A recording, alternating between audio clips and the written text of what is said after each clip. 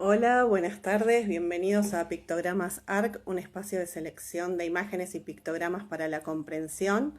Mi nombre es Sonia Castellanos y hoy vamos a estar hablando con la doctora Ana Dana del Centro KIA.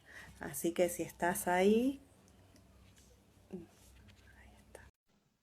vamos a estar hablando de sistemas aumentativos y alternativos de comunicación eh, y sistema bimodal. Hola, buenas tardes. Hola, buenas tardes. Poniendo, o sea, tengo un trípode que no es trípode, entonces estoy con el temita de que me sale la cabeza por la mitad. Ah, bueno, pero esto es algo de los vivos, es así. Sí. Así que muchas gracias por aceptar la invitación. Gracias por invitarme. Muchas gracias. Muchas gracias. Bueno, te voy a presentar. Tenés un currículum hermoso. El acotado lo achiqué un poco porque la verdad que es un montón el trabajo que realizas. Bueno, ella es Ana Dana, ella es doctora en psicología de la Universidad de Palermo, es licenciada en psicología de UBA, es la directora del Centro KIA, jefa de trabajos prácticos de la Facultad de Psicología de UBA, investigadora en UBA-TIC, qué interesante eso.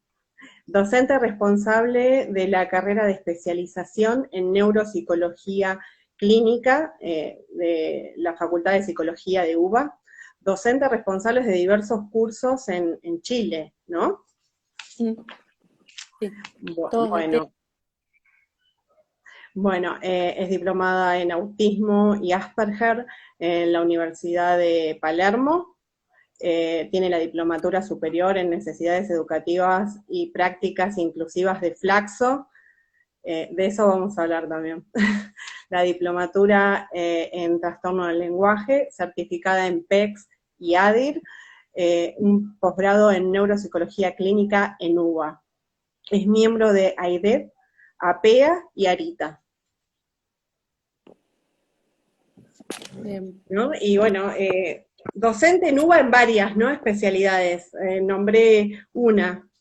En realidad, UBA se divide grado y posgrado. En Ujú, grado, hace 20 y pico de años, desde el 97, soy docente de la materia que es de diagnóstico, de evaluación. ujú. eh, eh, que está buena, pero es rara porque se ven cosas como eh, para población general, ¿sí? No Ujú. se ve evaluaciones especiales no por educación especial, sino de poblaciones diferentes, no se ve en ninguna otra materia, además, no solo en esta, no solo en UBA. Ujú. Y en posgrado doy clase en la carrera de especialización en neuropsicología clínica de UBA y además tenemos con Paula Gago eh, otros cursos de posgrado.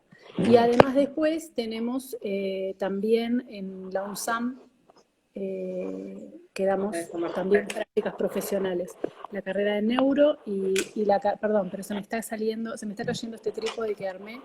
La carrera de neuro es práctica profesional y en la carrera de UNSAM también es práctica profesional. Y ahí lo que ven, que está buenísimo, los alumnos es evaluación en TEA, básicamente, lo que ven Okay. conmigo. Y Con ahora, la, en este contexto, ¿pudieron acceder, por ejemplo, personas que tal vez no son de Buenos Aires, de la ciudad de Buenos Aires o de la provincia, de manera virtual a esta carrera? Sí, impresionante. En realidad ya me pidieron los programas para el año que viene y son pensados para las dos opciones, presencial o virtual, justamente por los alumnos del interior. Y curiosamente en los cursos de posgrado que estamos dando, hubo un montón de alumnos del interior que en otro momento no lo hubieran podido cursar.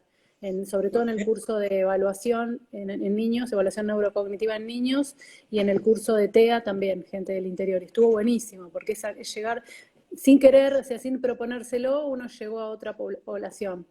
Esos Bueno, cursos se dan históricamente presencial y justamente por la pandemia se pudieron dar de manera virtual. Así qué que importante. Qué ahí estamos importante, súper sobre todo para el interior del país, que claro, tal vez falta este tipo de formación, ¿no? O sea, claro, eso claro. Claro, y lo mismo en Chile. En Chile también nos dicen que hay muy poca formación y por eso me convocaron a mí. Estamos dando ahora empieza esta semana un curso de neurobiología en Ujú. TEA, el mes que viene uno sobre integración escolar y después uno extenso de diagnóstico y tratamiento en autismo y si terminamos, porque es un lugar que está acreditado y nos lo aprueban, vamos a dar una diplomatura en Chile. Qué bueno, Sí, re bueno. felicitaciones. No, no, la verdad que en términos de educación se abrió, digamos, otra perspectiva, digamos, y es muy importante. Bueno, quería hablar porque, bueno, en este espacio presento mucho apoyos visuales, pero me parece muy importante hablar de sistemas aumentativos y alternativos de comunicación, porque la verdad es que hay mucha gente dentro del espectro que los utiliza y que el entorno social todavía no está preparado para dar respuesta a la utilización. Y además de eso, bueno, empezar diciendo que el artículo 2, ¿no?, de la Convención de los Derechos de Personas con Discapacidad habla de comunicación y habla, bueno, del lenguaje de señas, del braille, y menciona este sistema, ¿no? Tal cual, tal cual. No sé por dónde querés que comencemos, porque tenemos... Comunicación y lenguaje me parece importante, ¿no? Porque, digamos, yo sé que me siguen familias y a veces esa diferencia todavía no se logra tener, y además, bueno, la búsqueda continua que tenemos la familia del lenguaje, y el lenguaje a veces no aparece de manera inmediata, ¿no? Muy bien. Ahora empiezo con alguna cuestión teórica, pero quiero decir algo con esto que acabas de decir. Vos sabés que nosotros hace muchos años le decimos a los papás en las admisiones, ustedes quieren que hable, nosotros queremos que se comunique. Es una diferencia sumamente importante, ¿sí? Porque por ahí el habla oral, el lenguaje oral, no llega, no aparece o aparece tardíamente. Y lo que hay que lograr es justamente que aparezca alguna forma de comunicación antes que el lenguaje oral, por si este no aparece o aparece tardíamente. Por eso es tan importante también el trabajo que ustedes hacen, ¿no? De difundir el apoyo visual o los pictogramas o cualquier otro sistema que sea útil para lograr la comunicación. Bueno, vamos a empezar con alguna cuestión teórica, que por ahí es difícil. Hay otros vivos subidos en el canal de YouTube y pueden consultarme porque es muy difícil hacer un recorte de este tema porque hay que pensar desde dónde partir. Pero vamos a tratar... Me decís el canal, así ya que así quien ve este vivo. No, el canal yo tengo dos. El que Ujú. dice doctora es el que uso para subir los vivos, porque el otro, porque por ahí el otro se encuentra más fácil porque tiene más cosas subidas y es más popular. El otro es más de la cátedra, de cosas de la UBA que por ahí no les interesa a mucha gente. El que se llama doctora Ana Dana con apóstrofe, ese es el que subo los vivos. Los vivos, Ok, hay algunas clases subidas también. Hay ok. videos que tienen que ver con este tema de hoy, que son de cómo se enseñan determinadas cosas. Están Ujú. subidos ahí con una nenita que es la hija de una terapeuta nuestra que hicimos para un vivo pasado, que puede ser muy útil. Los pasos en la enseñanza de PECS y los pasos en la enseñanza de comunicación bimodal y de enseñanza de gestos están subidos ahí con una modelo brillante que es Isabela. Qué bueno. Sí, sí, vi esos vivos para preparar porque la verdad es que hicieron 4 vivos. No vi, claro, porque el PEX tiene varias fases y varias etapas, entonces son cursos, hay gente certificada en este tema, y bueno, y es un tema, digamos, muy amplio para desarrollar, con lo cual acá vamos a hacer algo simple Sí, para la comunidad y para que entiendan un poquito de qué se trata. claro. Bueno, vamos, si te parece, empezar con algo teórico. Ujú. Eh, a ver, ¿por dónde empezamos respecto de hablar del lenguaje? Un pasito para atrás es pensar en el desarrollo de los niños, ¿sí? Si no se escucha, me avisan, ¿sí? Pensar en el desarrollo de los niños. Digamos, el desarrollo psicomotor es la secuencia de pasos que están preestablecidos, de pasos que producen cambios en lo biológico, en lo psicológico, en lo social y en el lenguaje, que va a lograr un organismo desde la concepción hasta su vida adulta, y este proceso tiene asentamiento en el sistema nervioso que va a ir aumentando en su complejidad. Y en ese proceso va a estar relacionado, ligado, atravesado, modelado por el ambiente, ¿sí? Entonces, para lograr el habla, el lenguaje oral, tiene que haber indemnidad de esto, ¿sí? Tiene que haber un cerebro sano, y además tiene que haber un ambiente que propicie, ¿sí? Un paréntesis. Una mamá no es tan poderosa como para no propiciar esto que acabo de decir del ambiente, ¿sí? Es el ambiente intrauterino en primer lugar y luego el ambiente que lo rodea, pero por supuesto que hay ambientes que son hipoestimulantes, un niño de muy bajos recursos, con una madre con poco nivel educativo, pero lo que quiero explicar es que ninguna mamá es tan poderosa como para hacer que el lenguaje no se desarrolle si ese niño puede desarrollar el lenguaje, ¿sí? Bueno, ¿cómo consigue esto este organismo? Bueno, a través de los órganos de los sentidos y del sistema neuromotor. El lenguaje es una función cerebral superior. Los organismos humanos tenemos 3 funciones cerebrales superiores. La gnosia, G-N-O-S-I-A, gnosias, que es la capacidad de reconocer objetos del entorno. Las praxias, que son el conjunto de movimientos con un fin determinado, y el lenguaje. Cada una de estas funciones cerebrales superiores tiene la posibilidad de alterarse, ¿sí? No vamos a hablar de todos los tipos de alteración porque es muy complejo, ¿sí? Pero estas funciones pueden alterarse. Cada alteración va a dar lugar a diferentes cuestiones. El lenguaje es una función sumamente compleja que se construye desde antes del nacimiento hasta más o menos los 6 años de edad, ¿sí? Yo siempre hago este corte como para que se lo armen en la cabeza de un modo sencillo. De 0 a 2 se desarrolla intensamente la comprensión, los niños están mirando y viendo cómo los adultos hablan. De 2 a 4 se desarrolla el lenguaje propiamente dicho. Antes es una etapa prelingüística, aunque en realidad para los autores la etapa prelingüística es hasta los 12 meses. Pero a grosso modo de 2 a 4 se desarrolla intensamente el lenguaje verbal. Un niño de 3 años de edad tiene que tener, de 2 años de edad, entre 2 y 3, tiene que tener por lo menos 50 palabras, ¿sí? Y de 4 a 6 ese niño reflexiona sobre el lenguaje. Y por eso aparece, por ejemplo, la conjugación regular de verbos irregulares. El niño piensa cómo se dicen las palabras, ¿sí? ¿Hasta acá estamos? Sí, sí. Igual si quieren pueden ir haciendo preguntas quienes van siguiendo el vivo. Se me cortó y no escuché qué dijeron. No, que si alguien quiere ir haciendo preguntas, después cuando termines la explicación, yo la leo. Perfecto. Yo acabo de hablar del lenguaje, pura y exclusivamente. En el desarrollo de un niño miramos otras áreas, miramos el área cognitiva, el área social, por supuesto el área del juego, social, juego, conducta, el área pedagógica, la motricidad, ¿sí? Todo eso no le estamos dando bolilla en este vivo porque si no sería interminable. En esa etapa que yo mencioné antes como prelingüística se tienen que dar determinados prerequisitos que favorecen el lenguaje.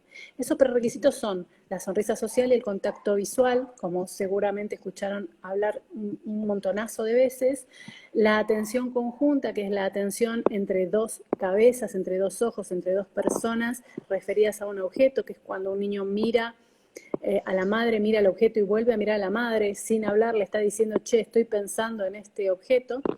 La intención comunicativa y algunos aspectos pragmáticos del lenguaje y los gestos, ¿sí? En ese momento aparece antes del año el gesto de señalar, en la etapa prelingüística el gesto de señalar, ¿sí? Los gestos se dividen en 2. Existen gestos que se llaman protodeclarativos, que es como si es un acto comunicativo que implica, es prelingüístico como dije recién, pero el niño señala un objeto que está a la vista solo, que señala el objeto para compartir, es como si le dijera mamá, mira esto, ¿sí? Qué lindo que es. Y luego están los gestos protoimperativos, que son los gestos para pedir, ¿sí? Cuando es como si dijera, quiero esto. Ya van 2 o 3 veces que digo, es como si, cuando hablé de la atención conjunta y cuando hablé de los gestos, digo, es como si, porque lo que quiero marcar es que el niño, sin hablar del todo correctamente, o sin siquiera haber empezado a hablar, solo tener algún tipo de balbuceo canónico, alguna forma de reduplicar sílabas, el niño sin hablar se está comunicando de cabeza a cabeza, ¿entienden? De mente a mente. El niño sabe que con el gesto provoca algo en la madre se levanta y le alcanza la mamadera. Esto es un acto social y pragmático, ¿sí? Y es muy importante en la vida de un niño. Por eso es una de las primeras cosas que hay que enseñar en el trabajo, enseñar a pedir, enseñar a señalar.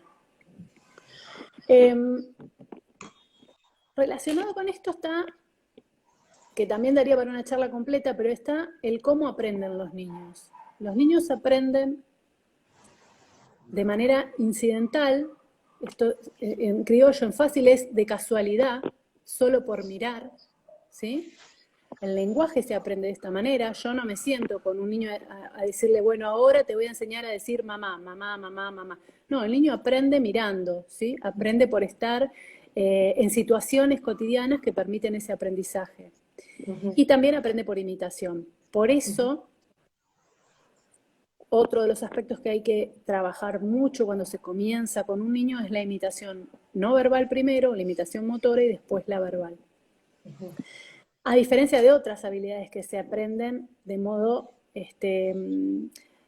con una instrucción clara y específica, como por ejemplo el aprendizaje de la lectura y la escritura, ¿sí? Esto, si yo no se lo enseño a un niño, el niño no lo aprende. Hay que hacer una enseñanza específica. El lenguaje no, el lenguaje se aprende de manera incidental, ¿sí? En contextos comunicacionales.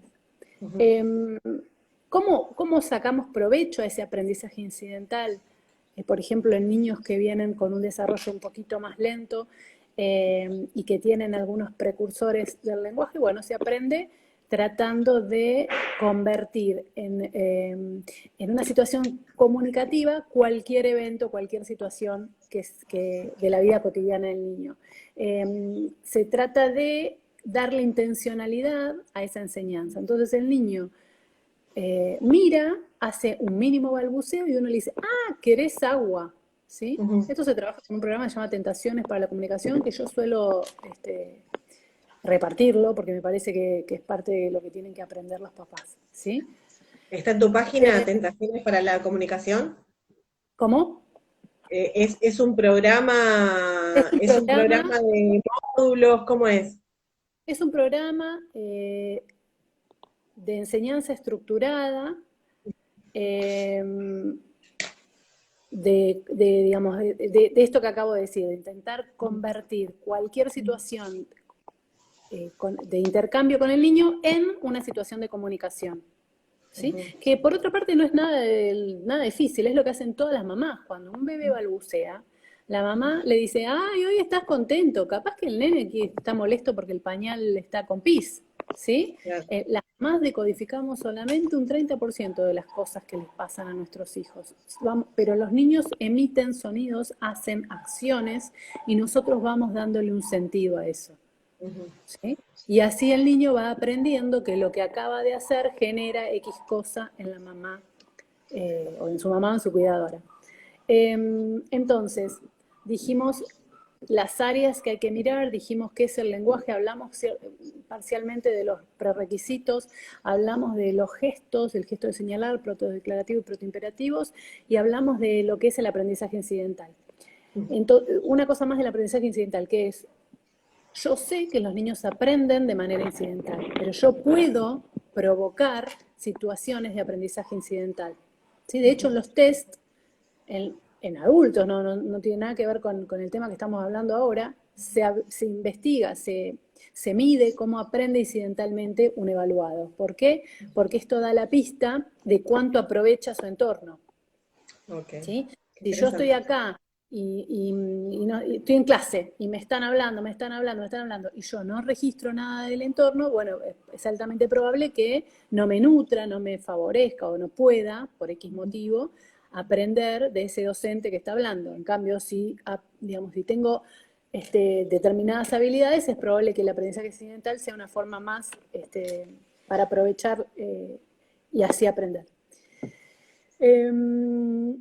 ¿Cuáles son las ventajas, perdón por la perra, cuáles son las ventajas del aprendizaje incidental? Bueno, una ventaja importantísima es que se aprenden habilidades fundamentales. O sea, cuando yo estoy mirando, aprendo cómo mi mamá se lava las manos cuando viene de la calle, cómo se lavan los dientes. Estoy mirando y aprendo de casualidad. Mi mamá no me está diciendo, mirá que ahora me voy a lavar los dientes, vos tenés que aprender. Yo aprendo mirando y aprendo en un contexto funcional.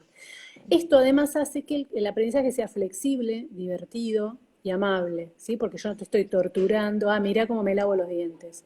Claro. Un consejo que le damos siempre a los papás cuando, por ejemplo, los niños no comen alimentos de forma variada es sentarlo en la mesada mientras estás cocinando.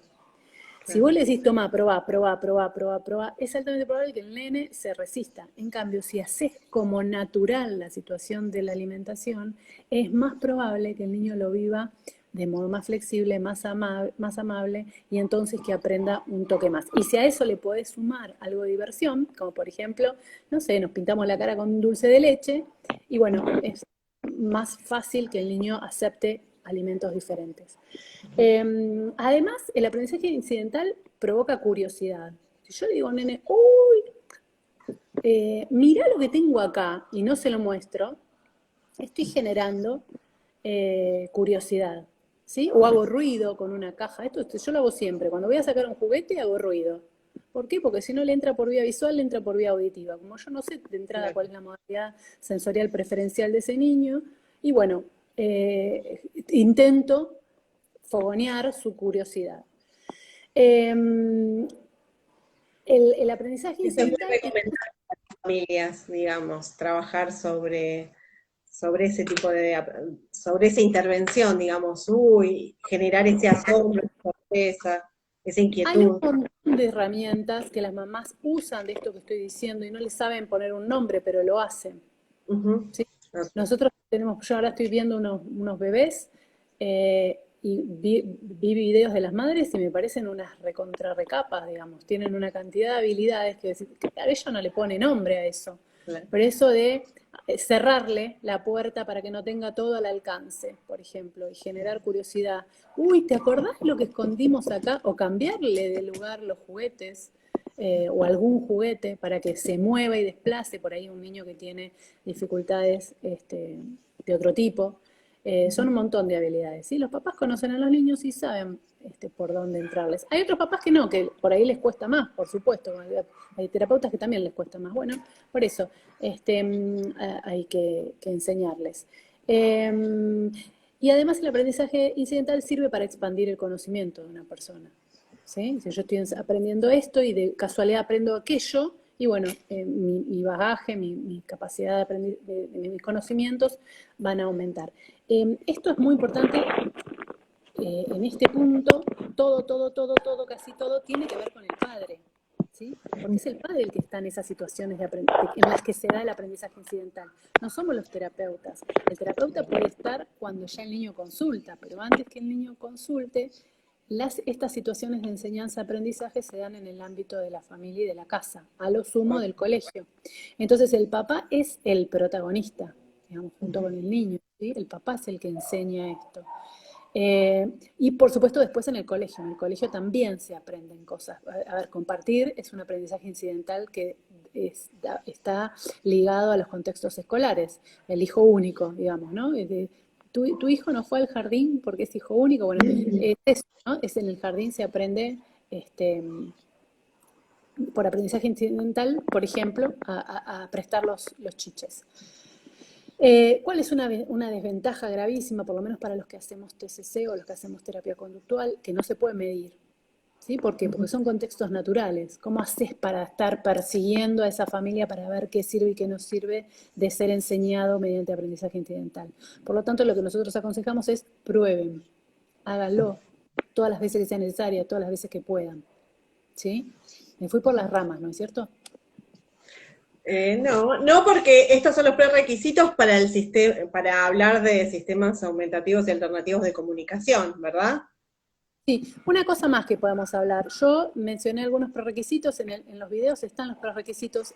Eh, hay formas de enseñar los prerequisitos, hay formas de enseñar el contacto visual, hay formas de enseñar la sonrisa social, hay formas de enseñar el gesto de señalar, la intención comunicativa, la imitación no verbal, la imitación verbal, la atención conjunta. Todo esto se enseña. Por lo tanto, cuando un papá nos escucha y dice, uy, mi hijo no hace eso, uy, mi hijo no hace aquello, la buena noticia es que todo eso se enseña.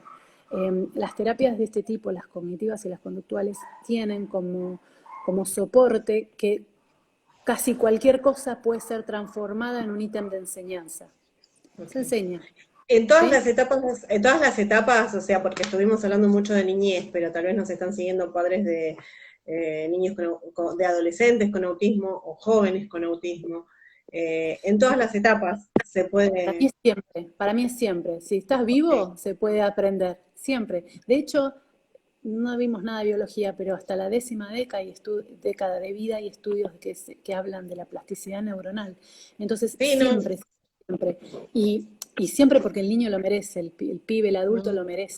Nosotros No, tenemos un... no, seguramente aprendemos todos a lo largo de toda la vida hasta el momento de nuestra muerte, eso creo que no hay dudas de eso. A lo que voy es, este tipo de intervención puede ser efectiva en todas las etapas de la vida, ¿no? O sea, esto de aprender en aprendizaje incidental o, bueno, los sistemas aumentativos y Lamentablemente alternativos. hay estudios en la vida adulta de algunas de estas cosas, ¿sí?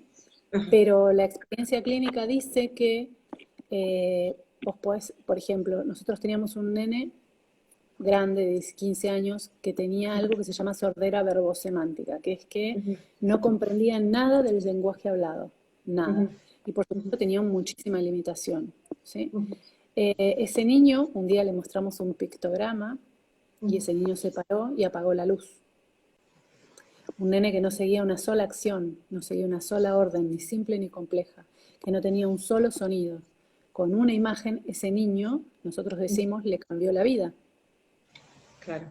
¿Sí? Porque tuvo un acto comunicativo de aquellos.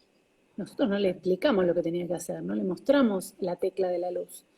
El chico lo entendió. Ok, ¿Sí? perfecto. Pasó de estar habitado de un mundo mudo a hacer algo, a hacer acción que tiene que ver con la comunicación. Así que para mí es siempre, siempre, siempre. Ahora hablamos un poquito de los sistemas. Sí, ¿Sí? genial. A ver, existen sistemas diferentes de acuerdo a los objetivos que uno se plantea. Existen sistemas alternativos, existen sistemas alternativos y existen sistemas, espérenme, que voy a ver si puedo modificar esto. Existen sistemas alternativos y existen sistemas aumentativos de la comunicación. Son un conjunto de herramientas que se utilizan para potenciar, en los casos que hay lenguaje, mejorar o suplir la ausencia del lenguaje, ¿sí? El lenguaje oral, el lenguaje hablado, ¿sí? ¿A quién está destinado? A personas con alteraciones en el desarrollo del lenguaje oral o de la comunicación, no se circunscribe a niños con TEA, porque por ahí escuché decir, no, la verdad que hay niños con dificultades motoras como una parálisis cerebral en los que estos sistemas son sumamente útiles y además hay estudios y está recomendado para estos niños. La diferencia con otros sistemas es que requiere un proceso de instrucción específica, requieren de ser enseñados y cada método, por un lado, tiene que ser estudiado en función de la persona que tenemos enfrente y por el otro, se debe enseñar de una manera diferente. ¿Sí? No se enseñan todos de la misma manera. No es, metemos un pictograma de la misma manera que metemos un gesto, de la misma manera que hacemos habla asignada. Son distintos, cada uno requiere de un método de enseñanza específico.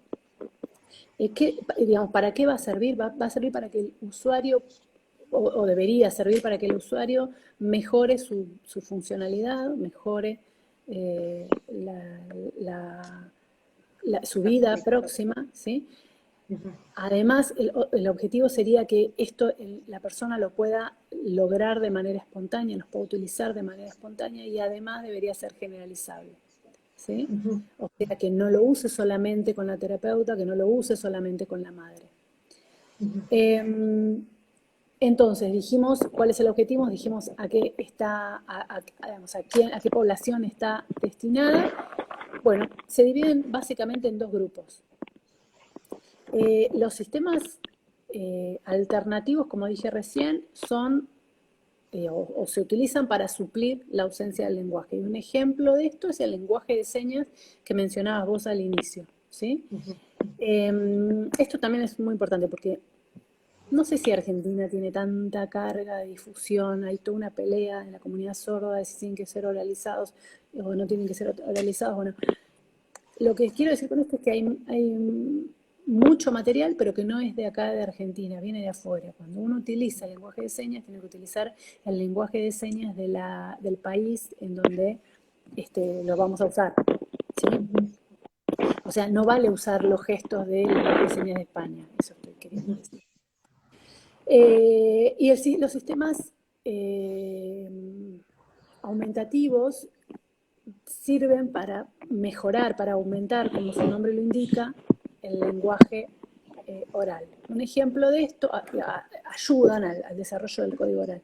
Un ejemplo de esto es, por ejemplo, la comunicación bimodal, que es la que hablamos la otra vez en Los Otros Vivos, que en concreto, en fácil, es el uso de gestos más lenguaje hablado. Por eso se llama Ujú. bimodal, porque es por dos modalidades sensoriales, la visual y la auditiva. Ujú. Eh, Además, los sistemas alternativos se pueden dividir en sistemas sin ayuda y sistemas con ayuda, ¿sí? Los sistemas sin ayuda son, por ejemplo, los gestos, el signo, ¿sí? La comunicación bimodal. No necesito de ningún dispositivo extra. Ujú. A diferencia de los que son con ayuda, que necesito, por ejemplo, algo extra, una computadora, un software específico, láminas, ¿sí? Eh, Otra diferencia entre ambos sistemas es que los sin ayuda, los que son en general con gestos, requieren habilidades motrices. Ujú. Entonces esto va a estar ligado al diagnóstico de la persona que lo va a usar. Hay niños con mucho compromiso motor y que no pueden usar cualquier gesto, o que si pueden usar algún gesto, no necesariamente van a utilizar los gestos de la lengua de señas que acabo de mencionar. Y Ana, acá, entonces, perdón que te corte, pero acá acaban de decir, y es muy importante que aclares, que los terapeutas del lenguaje en el interior del país, están escribiendo de Córdoba específicamente, dicen que el uso de las imágenes retrasa el lenguaje. y yo les preguntaría que me muestren algún artículo en donde esto diga que es así. En realidad hay una frase que a mí me parte la cabeza de emoción, que la usa Verónica Maggio, que dice que, que por supuesto que hay millones de artículos que dicen que esto no es así. Hay muchísima producción científica que dice que no solo no es así, sino que en realidad, mientras no desarrolla el lenguaje el niño, no desarrolla las áreas del cerebro ligadas al lenguaje de la misma manera que si lo tuviera, y que un sistema alternativo hace que se desarrollen esas áreas del lenguaje mientras se desarrolla el resto. Esto, la producción científica está sumamente de acuerdo con esto, y es muy peligroso decir que no se desarrolla el lenguaje, que esto produce el lenguaje. Pero además quiero ser respetuosa, no lo digo en contra de nadie, pero en algún punto es soberbio decir esto, porque nadie puede hacer que el otro no hable, nadie. El lenguaje es inevitable. A mí se me cae un ladrillo en el pie y yo me mando una mala palabra, ¿sí? Nadie puede hacer. Cuando un niño puede hablar y no habla, pasa otra cosa, que son los casos de mutismo selectivo, ¿sí? Nadie tiene tanto poder como para evitar que un niño hable.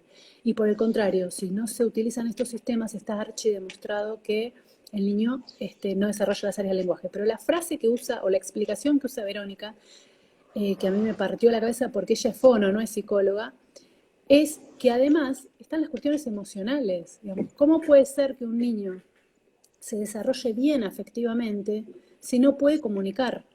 La comunicación es el intercambio de pensamientos con los otros, es en hablar con el otro de mente a mente.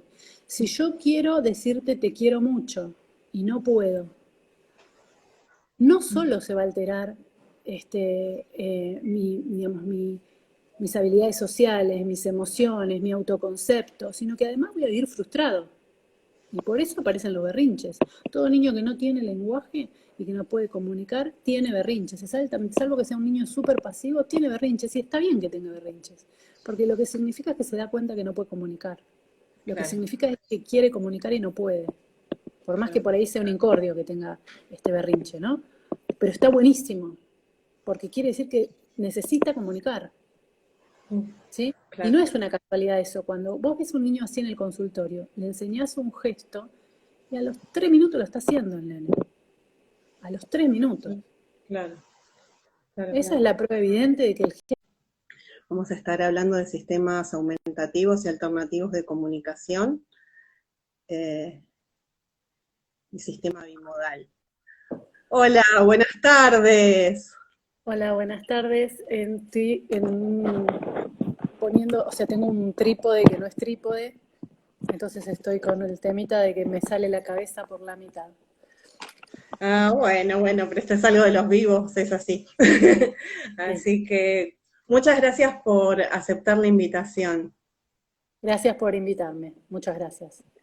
Muchas gracias. Bueno, te voy a presentar, tenés un currículum hermoso, el acotado lo achiqué un poco, porque la verdad que es un montón el trabajo que realizas.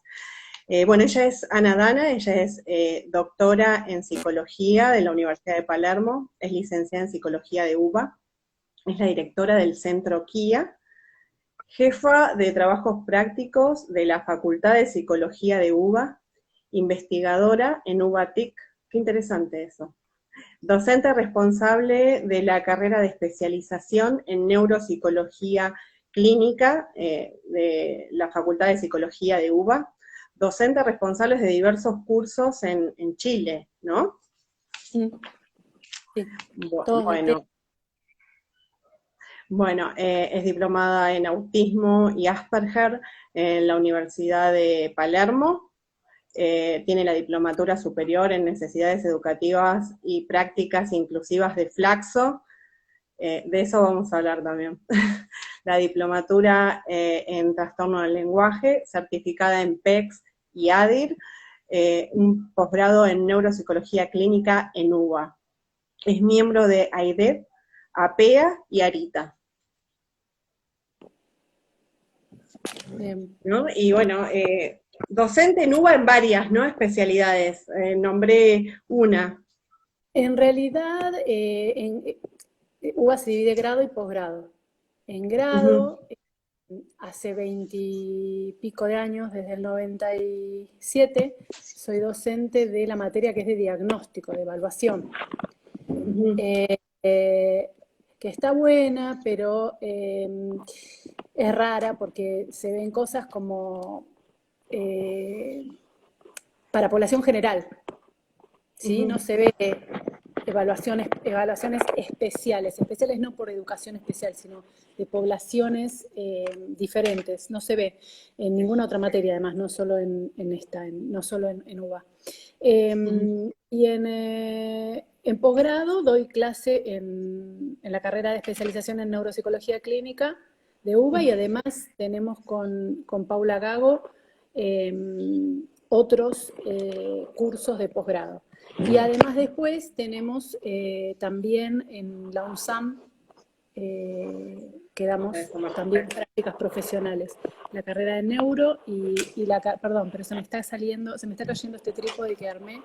La carrera de neuro es práctica profesional y en la carrera de UNSAM también es práctica profesional. Y ahí lo que ven, que está buenísimo, los alumnos, es evaluación en TEA, básicamente, lo que ven conmigo. Y ahora, en este contexto, ¿pudieron acceder, por ejemplo, personas que tal vez no son de Buenos Aires, de la ciudad de Buenos Aires o de la provincia, de manera virtual a esta carrera? Sí, impresionante. En realidad ya me pidieron los programas para el año que viene y son pensados para las dos opciones, presencial o virtual, justamente por los alumnos del interior. Y curiosamente, en los cursos de posgrado que estamos dando, hubo un montón de alumnos del interior, que en otro momento no lo hubieran podido cursar. Sobre todo en el curso de evaluación en niños, evaluación neurocognitiva en niños, y en el curso de TEA también, gente del interior. Y estuvo buenísimo, porque es llegar sin querer, o sea, sin proponérselo, uno llegó a otra población. Esos cursos se dan históricamente presencial y justamente por la pandemia se pudieron dar de manera virtual. Así que qué importante. Qué importante, sobre todo para el interior del país, claro, que tal vez falta este tipo de formación, ¿no? O sea, claro, claro. Claro, y lo mismo en Chile. En Chile también nos dicen que hay muy poca formación y por eso me convocaron a mí. Estamos dando ahora empieza esta semana un curso de neurobiología en TEA, el mes que viene uno sobre integración escolar y después uno extenso de diagnóstico y tratamiento en autismo, y si terminamos, porque es un lugar que está acreditado y nos lo aprueban, vamos a dar una diplomatura en Chile. Qué bueno. Sí, re bueno. Felicitaciones. No, la verdad que en términos de educación se abrió, digamos, otra perspectiva, digamos, y es muy importante. Bueno, quería hablar porque, bueno, en este espacio presento mucho apoyos visuales, pero me parece muy importante hablar de sistemas aumentativos y alternativos de comunicación, porque la verdad es que hay mucha gente dentro del espectro que los utiliza y que el entorno social todavía no está preparado para dar respuesta a la utilización. Y además de eso, bueno, empezar diciendo que el artículo 2, ¿no?, de la Convención de los Derechos de Personas con Discapacidad, habla de comunicación y habla, bueno, del lenguaje de señas, del braille, y menciona este sistema, ¿no? Tal cual, tal cual. No sé por dónde querés que comencemos, porque tenemos... Comunicación y lenguaje me parece importante, ¿no? Porque, digamos, yo sé que me siguen familias y a veces esa diferencia todavía no se logra tener, y además, bueno, la búsqueda continua que tenemos la familia del lenguaje, y el lenguaje a veces no aparece de manera inmediata, ¿no? Muy bien. Ahora empiezo con alguna cuestión teórica, pero quiero decir algo con esto que acabas de decir. Vos sabés que nosotros hace muchos años le decimos a los papás en las admisiones: ustedes quieren que hable, nosotros queremos que se comunique. Es una diferencia sumamente importante, ¿sí? Porque por ahí el habla oral, el lenguaje oral, no llega, no aparece o aparece tardíamente. Y lo que hay que lograr es justamente que aparezca alguna forma de comunicación antes que el lenguaje oral, por si este no aparece o aparece tardíamente. Por eso es tan importante también el trabajo que ustedes hacen, ¿no? De difundir el apoyo visual o los pictogramas o cualquier otro sistema que sea útil para lograr la comunicación. Bueno, vamos a empezar con alguna cuestión teórica, que por ahí es difícil. Hay otros vivos subidos en el canal de YouTube y pueden consultarme, porque es muy difícil hacer un recorte de este tema, porque hay que pensar desde dónde partir. Me decís el canal, así ya que así quien ve este vivo... El canal yo tengo dos. El que dice doctora es el que uso para subir los vivos, porque por ahí el otro se encuentra más fácil porque tiene más cosas subidas y es más popular. El otro es más de la cátedra, de cosas de la UBA, que por ahí no les interesa a mucha gente. El que se llama doctora Ana Dana con apóstrofe, ese es el que subo los vivos. Los vivos, hay algunas clases subidas también. Hay videos que tienen que ver con este tema de hoy, que son de cómo se enseñan determinadas cosas.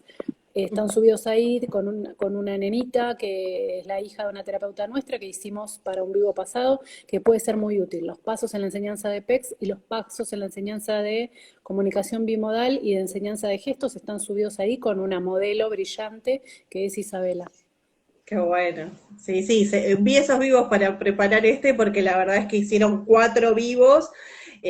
No vi, claro, porque el PECS tiene varias fases y varias etapas, entonces son cursos, hay gente certificada en este tema, y bueno, y es un tema, digamos, muy amplio para desarrollar, con lo cual acá vamos a hacer algo simple, Sí, para claro. la comunidad y para que entiendan un poquito de qué se trata. Claro. Bueno, vamos, si te parece, empezar con algo teórico. Ujú, Eh, a ver, ¿por dónde empezamos respecto de hablar del lenguaje? Un pasito para atrás es pensar en el desarrollo de los niños, ¿sí? Si no se escucha, me avisan, ¿sí?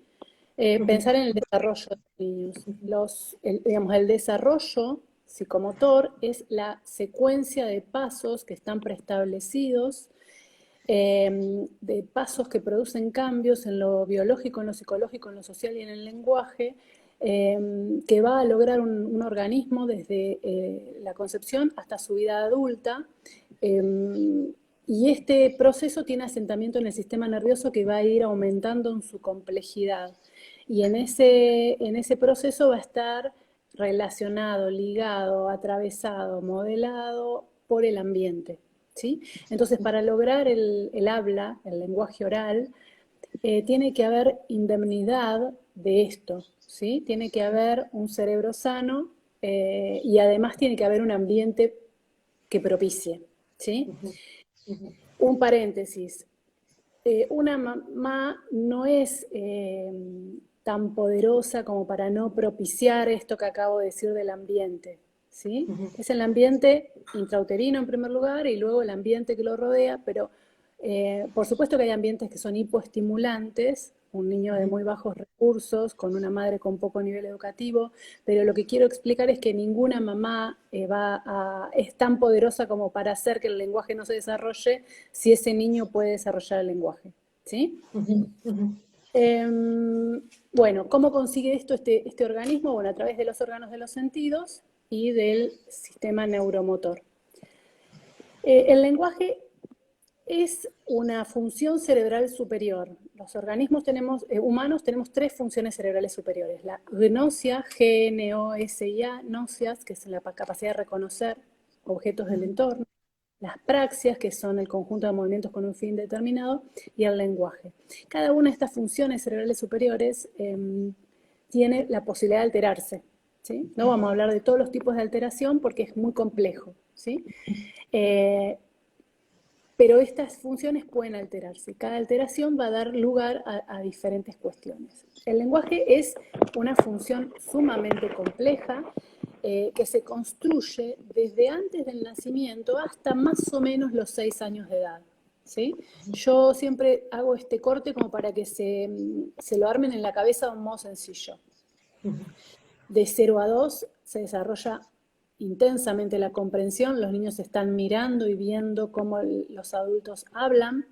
De 2 a 4 se desarrolla el lenguaje propiamente dicho, antes es una etapa prelingüística, aunque en realidad para los autores la etapa prelingüística es hasta los 12 meses, pero a grosso modo de 2 a 4 se desarrolla intensamente el lenguaje verbal. Un niño de 3 años de edad tiene que tener, de 2 años de edad, entre 2 y 3, tiene que tener por lo menos 50 palabras, ¿sí?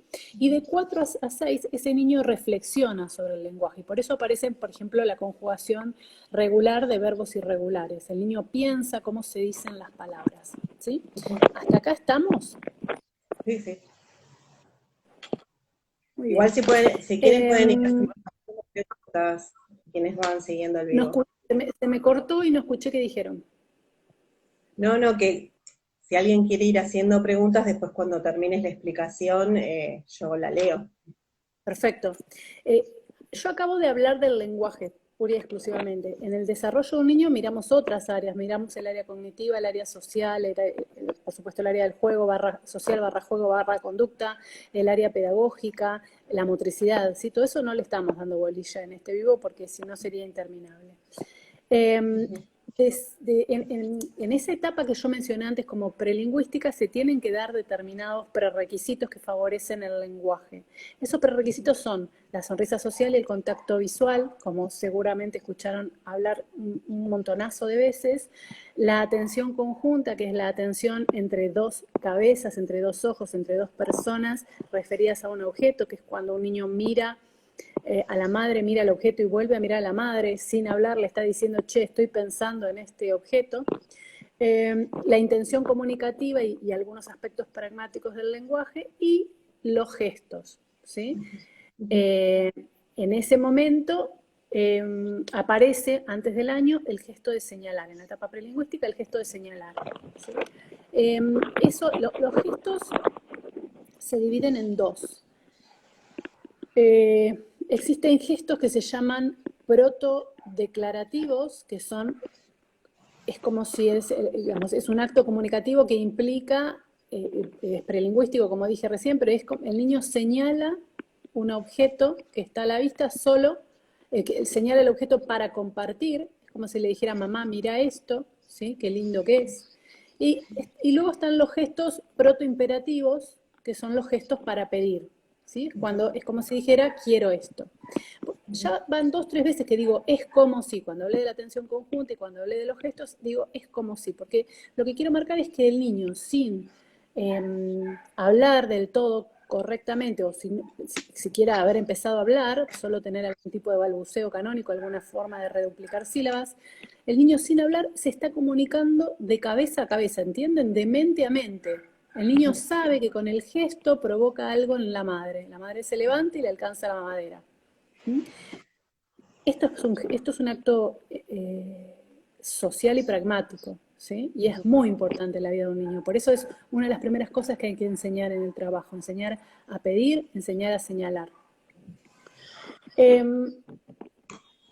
Relacionado con esto está, que también daría para una charla completa, pero está el cómo aprenden los niños. Los niños aprenden de manera incidental.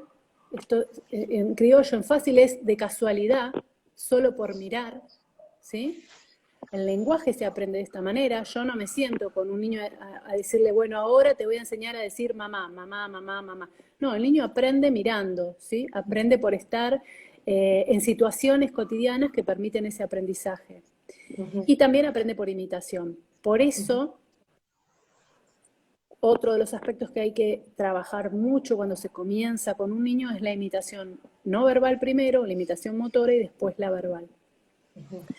A diferencia de otras habilidades que se aprenden de modo,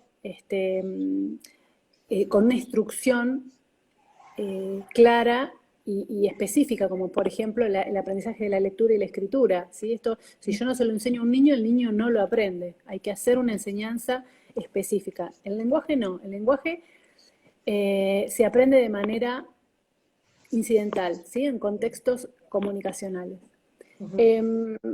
¿Cómo sacamos provecho a ese aprendizaje incidental?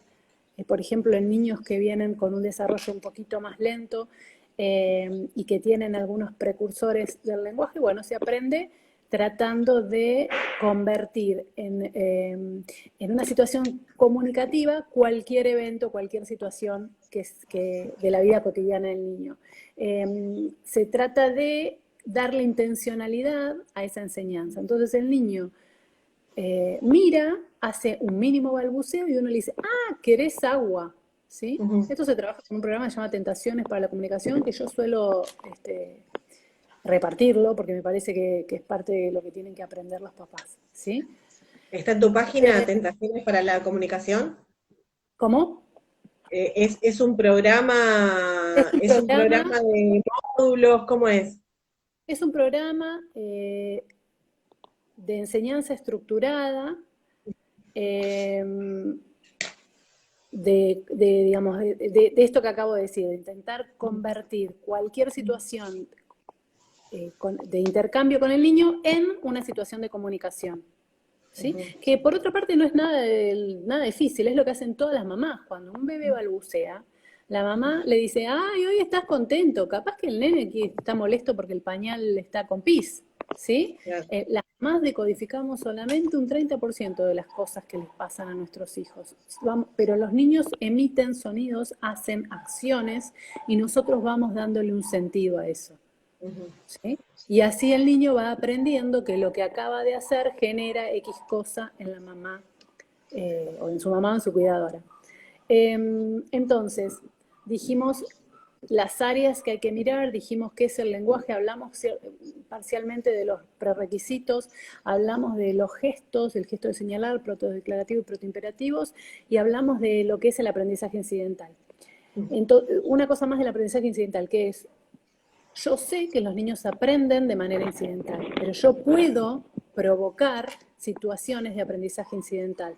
¿Sí? De hecho, en los test, en adultos, no tiene nada que ver con el tema que estamos hablando ahora, se investiga, se mide cómo aprende incidentalmente un evaluado. ¿Por qué? Porque esto da la pista de cuánto aprovecha su entorno. Ok. ¿Sí? Qué Si yo estoy interesante. acá y estoy en clase y me están hablando, y yo no registro nada del entorno, bueno, es altamente probable que no me nutra, no me favorezca o no pueda, por X motivo, aprender de ese docente que está hablando. En cambio, digamos, si tengo determinadas habilidades, es probable que el aprendizaje accidental sea una forma más para aprovechar y así aprender. ¿Cuáles son las ventajas, perdón por la perra, cuáles son las ventajas del aprendizaje incidental? Bueno, una ventaja importantísima es que se aprenden habilidades fundamentales. O sea, cuando yo estoy mirando, aprendo cómo mi mamá se lava las manos cuando viene de la calle, cómo se lavan los dientes. Estoy mirando y aprendo de casualidad. Mi mamá no me está diciendo, mira que ahora me voy a lavar los dientes, vos tenés que aprender. Yo aprendo mirando y aprendo en un contexto funcional. Esto además hace que el aprendizaje sea flexible, divertido y amable, ¿sí? Porque yo no te estoy torturando, mirá cómo me lavo los dientes. Un Claro. consejo que le damos siempre a los papás cuando, por ejemplo, los niños no comen alimentos de forma variada es sentarlo en la mesada mientras estás cocinando. Si Claro. vos le decís, toma, probá, es altamente probable que el nene se resista. En cambio, si haces como natural la situación de la alimentación, es más probable que el niño lo viva de modo más flexible, más amable, y entonces que aprenda un toque más. Y si a eso le podés sumar algo de diversión, como por ejemplo, no sé, nos pintamos la cara con un dulce de leche, y bueno, es más fácil que el niño acepte alimentos diferentes. Además, el aprendizaje incidental provoca curiosidad. Si yo le digo a un nene, uy, mirá lo que tengo acá y no se lo muestro, estoy generando curiosidad. ¿Sí? O hago ruido con una caja. Esto yo lo hago siempre. Cuando voy a sacar un juguete, hago ruido. ¿Por qué? Porque si no le entra por vía visual, le entra por vía auditiva. Como yo no sé de entrada Claro. cuál es la modalidad sensorial preferencial de ese niño, y bueno, intento fogonear su curiosidad. El, el aprendizaje Eso es muy incidental es recomendable para las familias, digamos, trabajar sobre ese tipo sobre esa intervención, digamos, generar ese asombro, esa sorpresa, esa hay un inquietud. montón de herramientas que las mamás usan de esto que estoy diciendo y no le saben poner un nombre, pero lo hacen. Ujú. ¿Sí? Ok. Nosotros yo ahora estoy viendo unos bebés y vi videos de las madres y me parecen unas recontra-recapas, digamos. Tienen una cantidad de habilidades que a ella no le pone nombre a eso. Claro. Pero eso de cerrarle la puerta para que no tenga todo al alcance, por ejemplo, y generar curiosidad. Uy, ¿te acordás lo que escondimos acá? O cambiarle de lugar los juguetes. O algún juguete para que se mueva y desplace por ahí un niño que tiene dificultades de otro tipo. Son un montón de habilidades. ¿Sí? Los papás conocen a los niños y saben por dónde entrarles. Hay otros papás que no, que por ahí les cuesta más, por supuesto. Hay terapeutas que también les cuesta más. Bueno, por eso hay que enseñarles. Y además el aprendizaje incidental sirve para expandir el conocimiento de una persona. ¿Sí? Si yo estoy aprendiendo esto y de casualidad aprendo aquello, y bueno, mi bagaje, mi capacidad de aprender, de mis conocimientos van a aumentar. Esto es muy importante en este punto, casi todo tiene que ver con el padre, ¿sí? Porque es el padre el que está en esas situaciones en las que se da el aprendizaje incidental. No somos los terapeutas. El terapeuta puede estar cuando ya el niño consulta, pero antes que el niño consulte, estas situaciones de enseñanza-aprendizaje se dan en el ámbito de la familia y de la casa, a lo sumo del colegio. Entonces el papá es el protagonista, digamos, junto con el niño, ¿sí? El papá es el que enseña esto. Y por supuesto después en el colegio también se aprenden cosas. A ver, compartir es un aprendizaje incidental que está ligado a los contextos escolares, el hijo único, digamos, ¿no? Tu hijo no fue al jardín porque es hijo único, bueno, es eso, ¿no? Es en el jardín se aprende por aprendizaje incidental, por ejemplo, a prestar los chiches. ¿Cuál es una desventaja gravísima, por lo menos para los que hacemos TCC o los que hacemos terapia conductual, que no se puede medir? ¿Sí? ¿Por qué? Porque son contextos naturales. ¿Cómo haces para estar persiguiendo a esa familia para ver qué sirve y qué no sirve de ser enseñado mediante aprendizaje incidental? Por lo tanto, lo que nosotros aconsejamos es prueben, háganlo todas las veces que sea necesaria, todas las veces que puedan. ¿Sí? Me fui por las ramas, ¿no es cierto? No, porque estos son los prerequisitos para el sistema, para hablar de sistemas aumentativos y alternativos de comunicación, ¿verdad? Sí, una cosa más que podemos hablar. Yo mencioné algunos prerequisitos, en los videos están los prerequisitos. Hay formas de enseñar los prerequisitos, hay formas de enseñar el contacto visual, hay formas de enseñar la sonrisa social, hay formas de enseñar el gesto de señalar, la intención comunicativa, la imitación no verbal, la imitación verbal, la atención conjunta. Todo esto se enseña. Por lo tanto, cuando un papá nos escucha y dice, uy, mi hijo no hace eso, uy, mi hijo no hace aquello, la buena noticia es que todo eso se enseña. Las terapias de este tipo, las cognitivas y las conductuales, tienen como soporte que casi cualquier cosa puede ser transformada en un ítem de enseñanza. Se Okay. enseña. En todas ¿Sí? las etapas, o sea, porque estuvimos hablando mucho de niñez, pero tal vez nos están siguiendo padres de niños de adolescentes con autismo o jóvenes con autismo.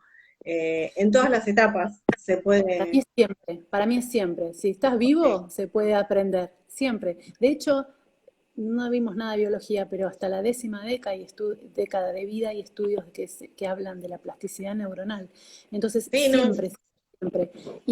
Y siempre porque el niño lo merece, el pibe, el adulto lo merece. Nosotros no, tenemos un... no, seguramente aprendemos todos a lo largo de toda la vida hasta el momento de nuestra muerte, eso creo que no hay dudas de eso. A lo que voy es, este tipo de intervención puede ser efectiva en todas las etapas de la vida, ¿no? O sea, esto de aprender en aprendizaje incidental o, bueno, los sistemas aumentativos y Lamentablemente alternativos de... hay estudios en la vida adulta de algunas de estas cosas, ¿sí? Ajá, Pero la experiencia clínica dice que vos podés, por ejemplo, nosotros teníamos un nene grande de 15 años que tenía algo que se llama sordera verbosemántica, que es que ujú, no comprendía nada del lenguaje hablado, nada. ujú, Y por ujú, supuesto tenía muchísima limitación, ¿sí? ujú, Ese niño, un día le mostramos un pictograma y ujú. ese niño se paró y apagó la luz. Un nene que no seguía una sola acción, no seguía una sola orden, ni simple ni compleja, que no tenía un solo sonido. Con una imagen, ese niño, nosotros decimos, le cambió la vida. Claro. ¿Sí? Porque tuvo un acto comunicativo de aquellos. Nosotros no le Claro. explicamos lo que tenía que hacer, no le mostramos la tecla de la luz. El chico lo entendió. Ok, ¿Sí? perfecto. Pasó de estar habitado de un mundo mudo a hacer Ujú, algo, a hacer acción que tiene que ver con la comunicación. Así que ujú, para mí es siempre, siempre, ujú. siempre. Ahora hablamos un poquito de los sistemas. Sí, ¿Sí? genial. A ver, existen sistemas diferentes de acuerdo a los objetivos que uno se plantea. Existen sistemas alternativos, existen sistemas alternativos y existen sistemas, espérenme, que voy a ver si puedo modificar esto.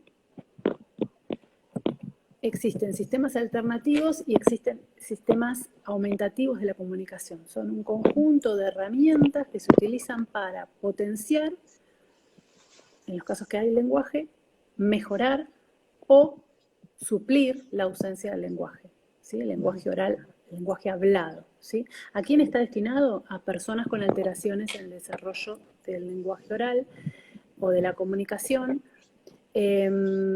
no se circunscribe a niños con TEA, porque por ahí escuché decir, no, la verdad que hay niños con dificultades motoras como una parálisis cerebral en los que estos sistemas son sumamente útiles y además hay estudios y está recomendado para estos niños. La diferencia con otros sistemas es que requiere un proceso de instrucción específica, requieren de ser enseñados y cada método, por un lado, tiene que ser estudiado en función de la persona que tenemos enfrente y por el otro, se debe enseñar de una manera diferente. ¿Sí? No se enseñan todos de la misma manera. No es, metemos un pictograma de la misma manera que metemos un gesto, de la misma manera que hacemos aula asignada. Son distintos, cada uno requiere de un método de enseñanza específico. Digamos, ¿para qué va a servir? Va a servir para que el usuario, o debería servir para que el usuario mejore su funcionalidad, mejore su vida próxima, ¿sí? Además, el objetivo sería que esto la persona lo pueda lograr de manera espontánea, los pueda utilizar de manera espontánea y además debería ser generalizable. ¿Sí? O sea, que no lo use solamente con la terapeuta, que no lo use solamente con la madre. Entonces, dijimos, ¿cuál es el objetivo? Dijimos a qué está, a qué población está destinada. Bueno, se dividen básicamente en dos grupos. Los sistemas alternativos, como dije recién, son o se utilizan para suplir la ausencia del lenguaje. Y un ejemplo de esto es el lenguaje de señas que mencionabas vos al inicio, ¿sí? Esto también es muy importante porque no sé si Argentina tiene tanta carga de difusión, hay toda una pelea en la comunidad sorda de si tienen que ser oralizados o no tienen que ser oralizados. Bueno, lo que quiero decir con esto es que hay mucho material, pero que no es de acá de Argentina, viene de afuera. Cuando uno utiliza el lenguaje de señas, tiene que utilizar el lenguaje de señas del país en donde lo vamos a usar. ¿Sí? O sea, no vale usar los gestos del lenguaje de señas de España, eso estoy queriendo decir. Y los sistemas aumentativos sirven para mejorar, para aumentar, como su nombre lo indica, el lenguaje oral. Un ejemplo de esto, ayudan al desarrollo del código oral. Un ejemplo de esto es, por ejemplo, la comunicación bimodal, que es la que hablamos la otra vez en Los Otros Vivos, que en concreto, en fácil, es el uso de gestos más lenguaje hablado. Por eso se llama bimodal, porque es por dos modalidades sensoriales, la visual y la auditiva. Además, los gestos, los sistemas alternativos se pueden dividir en sistemas sin ayuda y sistemas con ayuda. ¿Sí? Los sistemas sin ayuda son, por ejemplo, los gestos, el signo, ¿sí? La comunicación bimodal. No necesito de ningún dispositivo extra. A diferencia de los que son con ayuda, que necesito, por ejemplo, algo extra. Una computadora, un software específico, láminas, ¿sí? Otra diferencia entre ambos sistemas es que los sin ayuda, los que son en general con gestos, requieren habilidades motrices. Entonces esto va a estar ligado al diagnóstico de la persona que lo va a usar. Hay niños con mucho compromiso motor y que no pueden usar cualquier gesto, o que si pueden usar algún gesto, no necesariamente van a utilizar los gestos de la lengua de señas que acabo de mencionar. Y entonces... Perdón que te corte, pero acá acaban de decir, y es muy importante que aclares, que los terapeutas del lenguaje en el interior del país, están escribiendo de Córdoba específicamente, dicen que el uso de las imágenes retrasa el lenguaje. Y yo les preguntaría que me muestren algún artículo en donde esto diga que es así.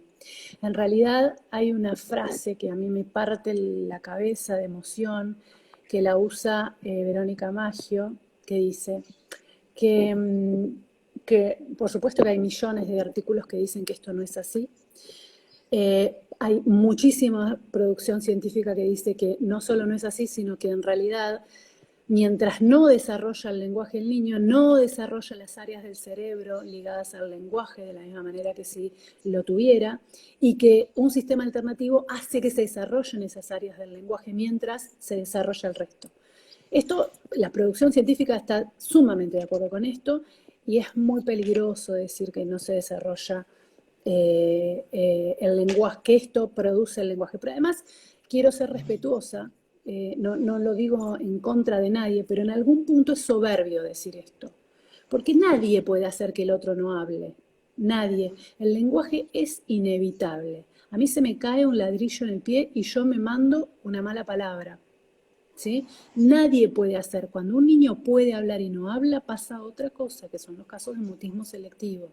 ¿Sí? Nadie tiene tanto poder como para evitar que un niño hable.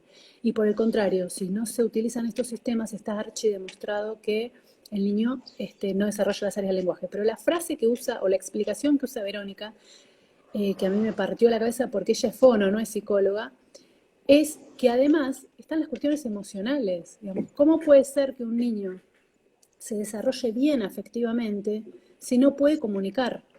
La comunicación es el intercambio de pensamientos con los otros, es hablar con el otro de mente a mente. Si yo quiero decirte te quiero mucho y no puedo, no solo se va a alterar mis habilidades sociales, mis emociones, mi autoconcepto, sino que además voy a vivir frustrado. Y por eso aparecen los berrinches. Todo niño que no tiene lenguaje y que no puede comunicar, tiene berrinches. Salvo que sea un niño súper pasivo, tiene berrinches. Y está bien que tenga berrinches. Porque lo que significa es que se da cuenta que no puede comunicar. Lo que significa es que quiere comunicar y no puede. Por más que por ahí sea un incordio que tenga este berrinche, ¿no? Pero está buenísimo. Porque quiere decir que necesita comunicar. ¿Sí? Claro. Y no es una casualidad eso. Cuando vos ves a un niño así en el consultorio, le enseñás un gesto y a los 3 minutos lo está haciendo el nene. A los 3 minutos. Claro. Esa es la prueba evidente de que el gesto era necesario. ¿Sí? Así que es súper importante esa pregunta. No evita, no hay nada que pueda evitar el desarrollo del lenguaje. Nada. Está demostrado que o lo reemplaza en los casos de las personas que no lo tienen, o lo aumenta en los casos de las personas que lo tienen. Ni que hablar, por ejemplo, de cuando se avanza en la enseñanza de la estructura de la frase. Ni que hablar. Nosotros siempre hablamos de Isabela porque es nuestra modelo y con la que filmamos los videos y porque está autorizada, por supuesto, por la mamá. Isabela, acá en una reunión con su sistema bimodal, participa de las conversaciones. Vamos a esperar que su síndrome de Down le deje desarrollar el lenguaje más tardíamente o va a poder participar de las conversaciones con nosotros mientras tanto. Perfecto. Te pregunto porque, bueno, me interesó mucho tu formación en Flaxo. Supongo que debes acompañar muchos proyectos de inclusión. Y quería preguntarte cómo estaba la implementación de los sistemas aumentativos y alternativos en los colegios, si había una apertura, si hay tal vez algún tipo de formación, porque supongo que, al menos yo conozco personas que usan este sistema, pero que no están no están escolarizados. Esto es sumamente importante y tiene que ver con otro aspecto que no dije, de las diferencias entre los sistemas alternativos y los sistemas aumentativos, que tiene que ver con la disponibilidad. Un gesto lo llevo conmigo, a donde voy. Por supuesto que requiere que el otro comprenda. Pero hay gestos convencionales, gestos naturales, gestos de nuestro entorno. Si uno va a comer a un restaurante de otro país, aunque no entienda el idioma, hay cosas que las puede explicar. ¿Sí? Y esa es una ventaja de los gestos. Pero la desventaja es que requiere que los otros aprendan. Y esto juega un rol importante en la escuela. ¿Sí? En la escuela, y no es casualidad, que de todos se utilizan más los pictogramas que los gestos, porque el pictograma es más sencillo que lo entienda cualquier miembro de la comunidad escolar, a diferencia de por ahí un gesto que requiere que la maestra se aprenda los gestos de ese niño. Y si ese niño tiene 50 gestos, y es difícil que la docente se los aprenda todos. Ok, pero entonces es muy necesario, digamos, este trabajo conjunto de equipo terapéutico y colegio para que puedan entender cómo se comunica esa persona, digamos, ¿no? Sí. O sea, ¿hay flexibilidad en la utilización o no? Es muy importante que los docentes puedan aprender esto, digamos, la utilidad, la funcionalidad y el beneficio. Hay colegios todavía que siguen, por ejemplo, nosotros tenemos un nene que le hacen dejar los gestos en la puerta de la escuela cuando entra, los pictogramas en la puerta de la escuela cuando entra, y yo siempre pongo el mismo ejemplo. Y de hecho, cuando lo enseño, pongo de imagen, pongo los anteojos. Porque digo, ¿a quién se le ocurre decir que deje los anteojos en la puerta de la escuela? A nadie. Sin embargo, los pictogramas se los hacen dejar. Pero hay otros docentes que cuando ven la ventaja y cuando ven la carita de los nenes, bajan la guardia y entienden.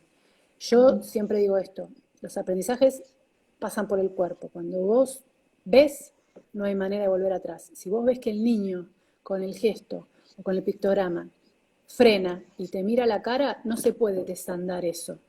Ya está, el nene entendió. Entonces, quizás si muchos terapeutas y muchos padres armamos el regimiento de personas que enseñamos esto, los docentes lo van a terminar aprendiendo, por lo menos en la medida de las posibilidades. Mientras tanto, estaría bueno que comprendan y enseñarles que todo el tiempo usan sistemas de pictogramas.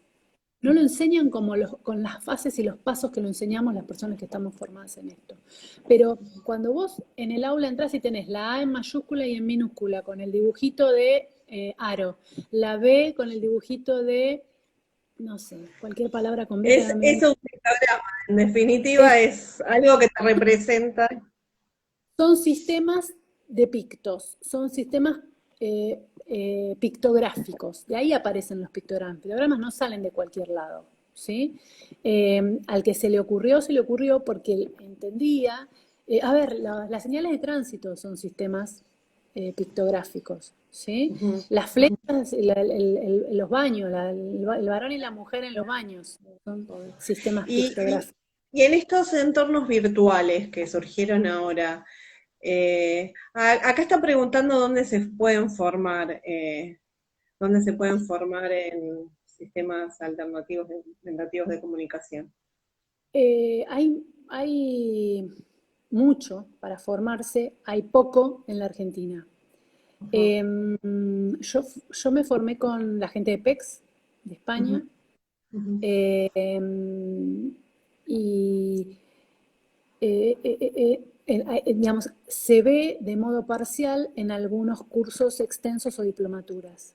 Por ejemplo, hay una diplomatura, no se llama diplomatura, hay un curso de TCC en el Garrahan en donde ven bastante de sistemas alternativos y aumentativos de la comunicación de una manera alucinante y muy bien dada.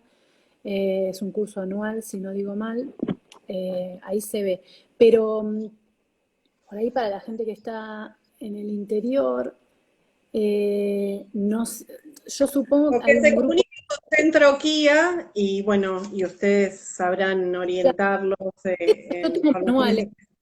Yo tengo manuales que puedo compartir. Lo que pasa es que después alguien tiene que supervisar eso, ¿sí? Claro.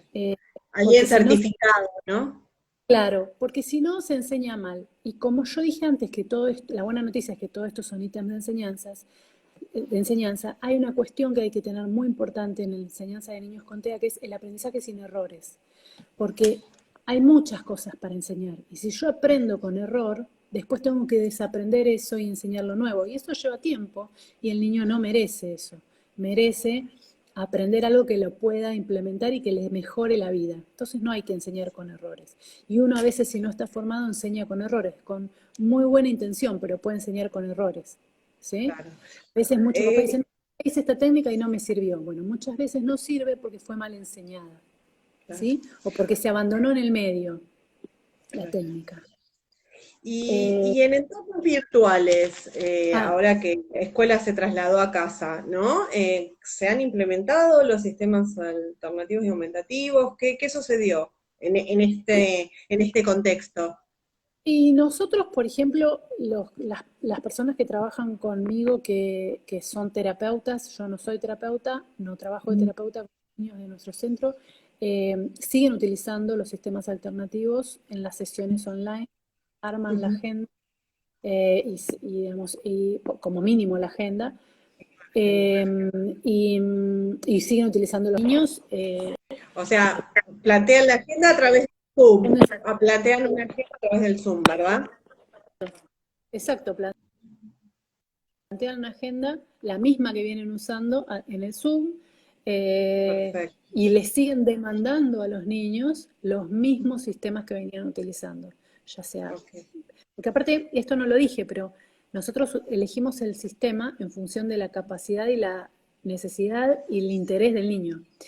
Y lo que sucede es que la mayoría de las veces mezclamos sistemas, ¿sí? Claro. Ujú. Eh, en algunos niños, en algunas, por ejemplo, nosotros empezamos con casi todos los niños en la primera consulta, incluso en niños que vienen a consultar por otra cosa, probamos el gesto de dame, ¿sí? En vez de que el niño, Dame. claro, en vez de que el niño venga y te arranque lo que quiere, porque vos estás sentada en el escritorio y tenés cosas atractivas del otro lado, le decís dame, ¿sí? Exactamente, Sí. está el videíto subido de Isabela en el canal de YouTube. Le enseñás el dame. Yo que hago evaluación y diagnóstico, que no implemento casi ninguna de todas estas cosas, porque la evaluación tiene que ser lo más cercano a cómo se baremaron los test, el gesto de dame lo hago siempre. Y yo tengo una mamá que es una recontracapa, que capaz que está escuchando, de un nene que todavía no tiene diagnóstico, que me vio a mí hacerlo y a la sesión siguiente el niño vino con el gesto de dame. Qué Un nene que bueno. consulta con un desarrollo tardío del lenguaje, no tiene TEA, Importante. ni O sea, un distracción. aprendizaje sin errores, como se llama aprendizaje sin errores. Aprendizaje sin errores, sí. Eh, Sí. eh, ¿Cómo se logra el aprendizaje sin errores? Cuando vos querés enseñar algo, ujú, no sé, X, cualquier cosa, vení o dame, ujú, ujú. le das la instrucción, esperas muy pocos segundos y si no lo hace, modelás para que lo haga. O sea, en general esto se hace con dos personas, vos Claro, adelante modelaje. y otro de atrás que modela, ¿sí? Ujú. Hay que tener mucho registro del tiempo, porque por un lado le tenés que dar tiempo para que el pibe procese, pero por otro lado no tenés que darle mucho tiempo para que no haga otra cosa, porque si no cuando vos le decís muy bien, el nene no va a saber a qué se refiere ese muy bien. Y si uno quiere que la conducta se repita, tiene que felicitar o dar un refuerzo, ¿sí? Un refuerzo, sí. Por eso está piola hacerlo con dos personas, aunque sea las primeras veces. Los Ok. niños, muchos niños, al toque entienden. Al toque, al toque, al toque, al toque. La Eh, comunicación es inevitable. ¿Cómo podemos reforzar el uso de los sistemas alternativos y aumentativos de comunicación a nivel social? Por ejemplo, yo quiero ir y que el kiosquero sepa usar con mi hijo el kiosquero, puede ser con el panadero. A ver, ¿cómo podemos sensibilizar para que más personas estén abiertas, ¿no?, a estos sistemas de Eh, comunicación? Hay dos cosas por ahí para pensar. Por un lado, yo dije recién que los sistemas se tenían que diseñar en función del interés del niño, las necesidades del niño, el entorno del niño, con lo cual teniendo en cuenta eso, es muy difícil pensarlo en un kiosco o en una panadería, porque ahí no tendría ninguna cosa que ver con Juan Pérez, con Roberto Rodríguez, ¿sí? Ujú. Pero sí sabemos que los niños con TEA, las personas con condición de espectro autista, son visuales. Entonces le van a dar más bolilla a todo lo que es visual.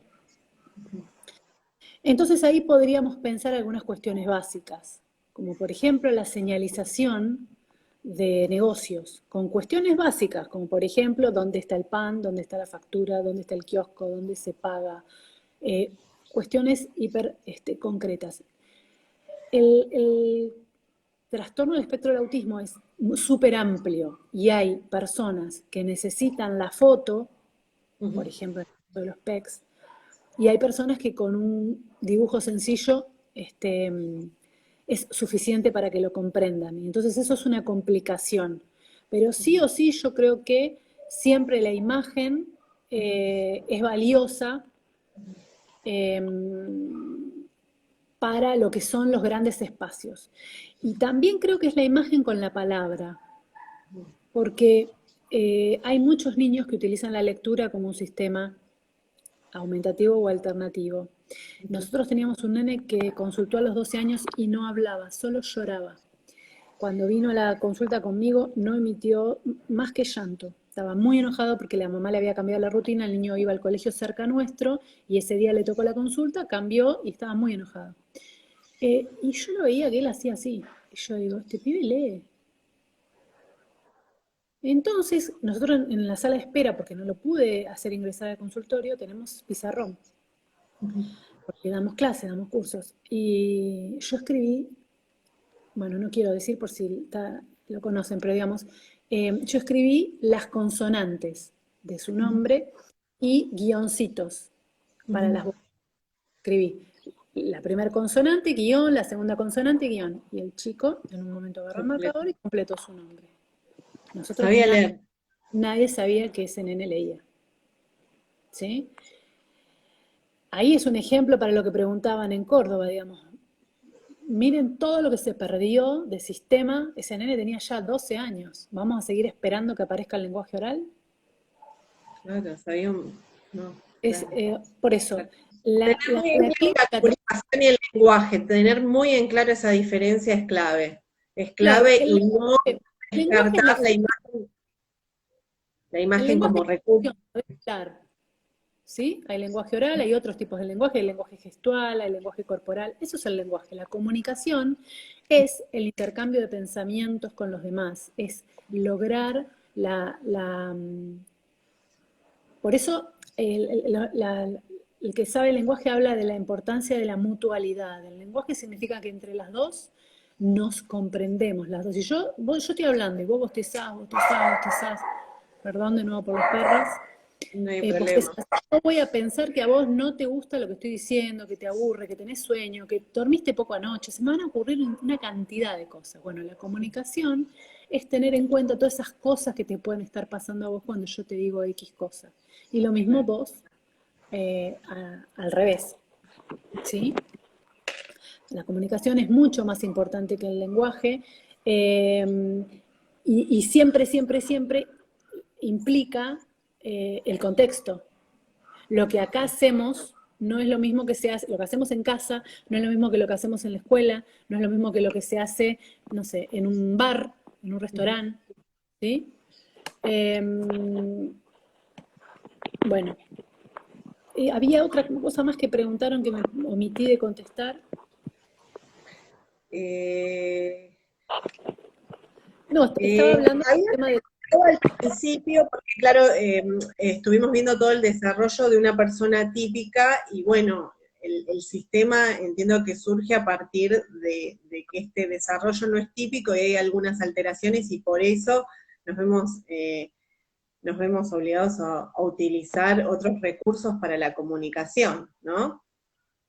Sí, sí, totalmente, pero también es importante remarcar que las personas usamos imágenes todo el tiempo. El 80% de la información que procesamos cualquier persona es visual. Tenemos la vida llena de pictogramas. Lo que pasa es que no nos damos cuenta, no lo estamos pensando, le ponemos el foco a que esto no es así. Lo mismo que pasa algo parecido con el conductismo, digamos, ¿no? Se critican determinadas cosas, pero en realidad no nos damos cuenta que es así. Digamos que o los frascos de la alacena no tienen nombres, no tienen dibujos. Claro, ordenan, fijan conceptos. Yo lo que noto, yo uso muchos apoyos visuales con mi hija y lo que noto es que logra ese anclaje del concepto que bueno, que de otra forma con la palabra no lo lograría, pero es verdad que necesito las dos cosas porque el canal auditivo es muy importante también para el caso de mi hija, ¿no? Bueno, Temple Grandin dice algo que es muy importante cuando habla de la presión que ella necesita en el cuerpo para sus problemas de integración sensorial. Ella dice algo así como 4 neuronas son más que 2. Si yo te lo digo, además de que te lo muestro, estoy convocando más zonas de tu cerebro. Entonces seguramente va a resultar bien. Esto se enseña así para otros cuadros, no solo para los niños con TEA. Por ejemplo, los niños con déficit de atención también se les enseña con más de una modalidad sensorial, porque lo que hacen es demandarte más en tu cabeza. Y eso está buenísimo. Pero además, el lenguaje hablado, yo termino de hablar y requiere, como dije al principio, de un montón de zonas de mi cerebro que estén sanas y bien. Por ejemplo, la memoria de trabajo. El lenguaje es efímero, yo termino de hablar y si vos no tenés buena memoria, te olvidás lo que dije. En cambio, la imagen queda, está a la vista.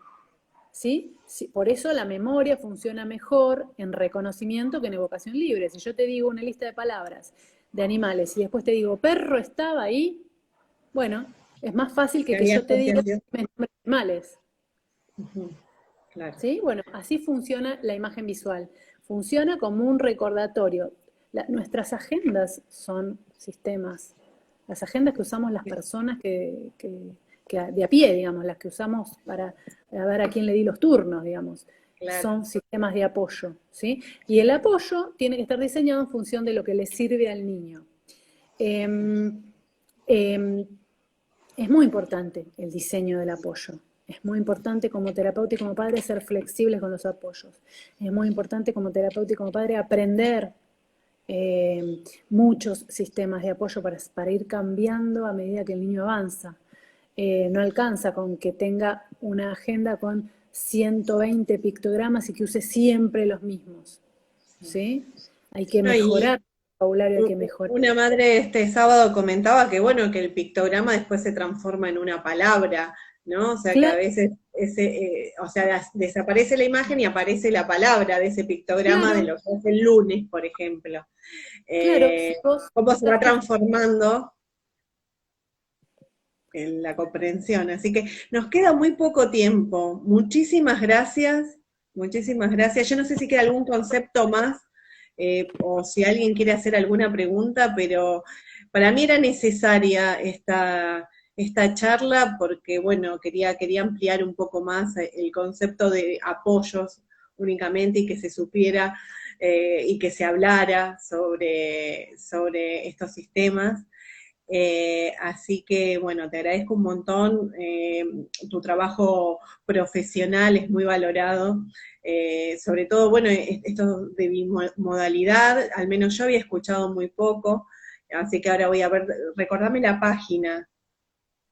Si yo en la página es doctora Ana Dana con D apóstrofe A mayúscula doble N A, esa es la que subo este material. Subí ahí la enseñanza de gestos bimodal por una profesional de España, lo saqué de YouTube y lo subí a mi canal porque tiene la enseñanza de palabras básicas y la tiene planteada en 4 grandes grupos y me pareció súper claro. Así que ahí hay un El buen canal de material para ver, además de los vivos viejos, ¿sí? YouTube. Ok, bueno. Yo les agradezco que me hayan convocado, cuenten conmigo para, creo que en algún momento hicimos una charla presencial. Presencial en Yadal. En Yadal fue Ah, excelente porque ahí hicimos PECs, que bueno, o sea, lleva mucho tiempo, pero bueno, tuvimos como una noción rápida. Acá piden hay que mucho, repitan. hay mucho para explicar, mucho para repasar, mucho para enseñar, hay mucha información, así que cuando quieran me convocan. Bueno, muchísimas gracias. Bueno, la verdad que este es mi último vivo del año, así que te agradezco que me hayas acompañado. Fue un año muy difícil para las familias dentro del espectro, para las personas dentro del espectro, pero también quiero como rescatar estos aprendizajes, estos espacios que se generaron y que bueno, y que la información no llega más lejos, ¿no? O sea, no queda en Cava. Esa reunión que hicimos fue acá en Ciudad de Buenos Aires y yo sé bueno, que este vivo llega a otros lugares. Así que te agradezco, te mando un abrazo y bueno, y estamos hablando. Muchas gracias, les mando un beso y nos vemos en la próxima. Gracias por participar. Gracias.